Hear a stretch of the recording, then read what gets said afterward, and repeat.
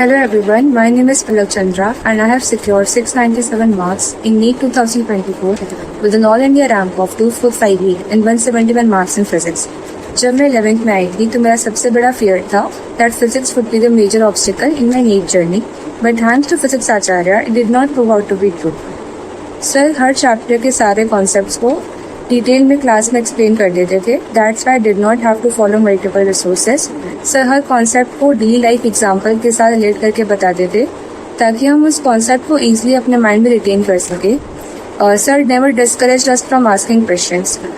जब हमें कोई कॉन्सेप्ट फर्स्ट टाइम या सेकंड टाइम में समझ नहीं आता था तो सर डिफरेंट वेज पे उसे एक्सप्लेन करने की कोशिश करते थे जब तक हमें वो पूरी तरह क्लियर ना हो जाए. जब क्वेश्चन सॉल्विंग की बात आती थी तो सबसे पहले I used to pick up a pen and paper, but sir prove to us that 95% of the questions in NEET can be solved only using our mind. We do not have to pick a pen for each and every question. Thanks to this, I managed to solve 42 of the 45 questions in NEET without picking up the pen, and it saved a lot of time in the NEET examination. जब NCERT physics की बात आती है, then majority of the NEET aspirants ignore it. But sir ने हमें बताया कि बहुत सारे ऐसे क्वेश्चंस हैं जो बुक से डिग आउट करके या फिर एनसेप्ट की एग्जाम्पलर से डिग आउट करके बनाए जा सकते हैं which were relevant to read.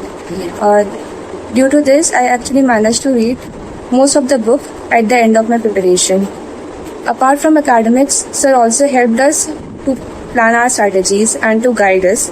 और जब हम डिमोटिवेट होते थे या फिर कोई प्रॉब्लम फेस करते थे, sir always used to come up with the solution.